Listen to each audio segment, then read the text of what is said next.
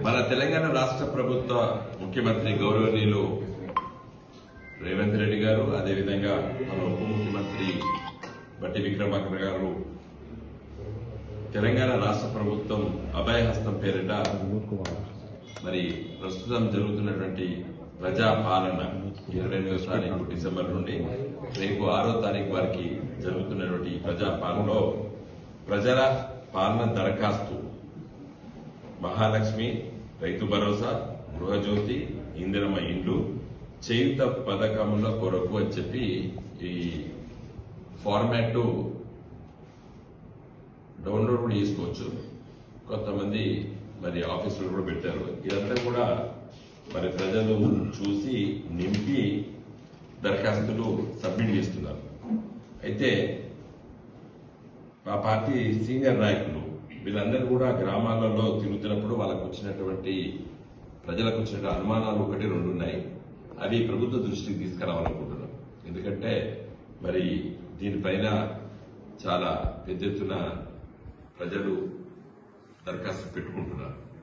పెట్టుకునే సందర్భంలో మరి పేరు, ఇంటి పేరు, ఇంటి యజమాని పేరు, పుట్టిన తేదీ, Aadhaar number, ration card number, mobile number, వృత్తి, కుటుంబ సభ్యుల వివరాలు, తర్వాత ఇవన్నీ కూడా అడిగి మరి ఇంటి నెంబరు, వీధి నెంబరు, మున్సిపాలిటీ, వార్డు నెంబరు, జిల్లా ఇవన్నీ చెబుతూ జతపరచవలసినటువంటి పత్రాలని చెప్పి ఆధార్ కార్డు జిరాక్స్ కాపీ, తెల్ల రేషన్ కార్డు జిరాక్స్ కాపీ 2 కూడా అడుగుతున్నారు.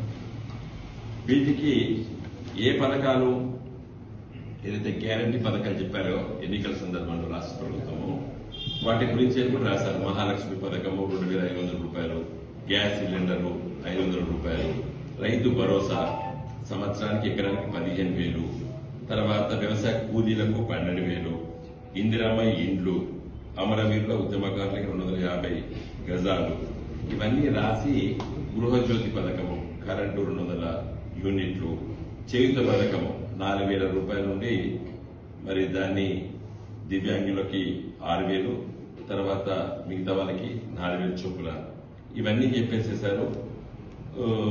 సరే, అభయహస్తం ఇందిరమ్మ గారి ఫోటోతో ఈ అప్లికేషన్ నింపుతున్నారు. ఇవన్నీ నింపినప్పుడు ఏమైతే అన్ని రూపాయల ముచ్చట్లు మాట్లాడారు కదా. 2,500 రూపాయల సహాయము మహాలక్ష్మి, 15,000 రూపాయలు ఎకరానికి, రైతు భరోసా 12,000 వ్యవసాయ కూలీలు, అన్ని డబ్బుల విషయాలు ఉన్నాయి. మరి డబ్బులు ఎక్కడ పోతాయి, ఎట్లు ఇస్తారు అనేది ప్రజలకి అనుమానం వస్తుంది. అనుమానం అంటే పాపం ఎట్లు వస్తాయి? ప్రభుత్వం మీద అనుమానం ఏం లేదు, ఇస్తారని చెప్పి ఆశిస్తున్నారు. అయితే మరి మా బ్యాంక్ అకౌంట్ ఎందుకు అడగలేదు అనేది ప్రజలకు అనుమానం వస్తుంది. ఎందుకు అడగలేదు, మళ్ళీ ఎప్పుడు అడుగుతారు?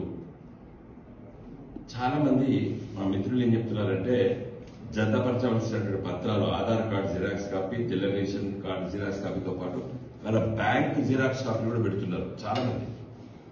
అయితే పెట్టిన వాళ్ళు కొంతమంది వచ్చి అయ్యో వాళ్ళ బ్యాంక్ జిరాక్స్, వాళ్ళ అకౌంట్ కాపీ, వాళ్ళ జిరాక్స్ కాపీ పెట్టిండ్రు, మేము పెట్టలేదని చెప్పి అనుమానాలతో మళ్ళీ కొంతమంది ప్రజలు బాధపడుతున్నారు. కాబట్టి నా దృష్టిలో ప్రభుత్వ యంత్రాంగం అంటే అధికారులు, ఇది రేవంత్ రెడ్డి గారికినో బట్టి గారికి తెలుస్తుందని అనుకోను, కానీ ఏదైనా మంచిది. ఎందుకంటే ముఖ్యమంత్రి గారు కాబట్టి వారిని నేను విజ్ఞప్తి ఏం చేస్తున్నట్టే ఈ అప్లికేషన్ ఫామ్ లో బ్యాంక్ అకౌంట్ అడిగి ఉన్నట్టయితే బాగుంటుంది. ఎందుకంటే లేదు, బ్యాంక్ అకౌంట్ అడిగిస్తే ఏమవుతుందంటే మీరు శాంక్షన్ చేస్తే వాళ్ళకి బ్యాంక్ అకౌంట్ లో పడతాయి కదా. ఇది డిజిటల్ యుగం కదా. మళ్ళీ ఒక్కొక్క వ్యక్తి పోయి మళ్ళా పైసలు పోయి ఇంటికి పోయి ఇచ్చడం ఏంటంటే అంత మీకు తెలుసు, పైసలు నెట్ క్యాష్ పోయి ఇవ్వడం అనేది చాలా మంచిది కాదు. ఎందుకంటే మనం డిజిటల్ యుగంలో అడుగుపెట్టాము. మరి గత ప్రభుత్వము కేసీఆర్ గారి నాయకత్వంలో ప్రభుత్వం కూడా ఇవన్నీ కూడా బ్యాంక్ అకౌంట్ లో పెట్టినే వాళ్ళకు జమ అయ్యేది. కాబట్టి ఆ బ్యాంక్ అకౌంట్ అడిగితే బాగుంటుంది అనేది నా అభిప్రాయం.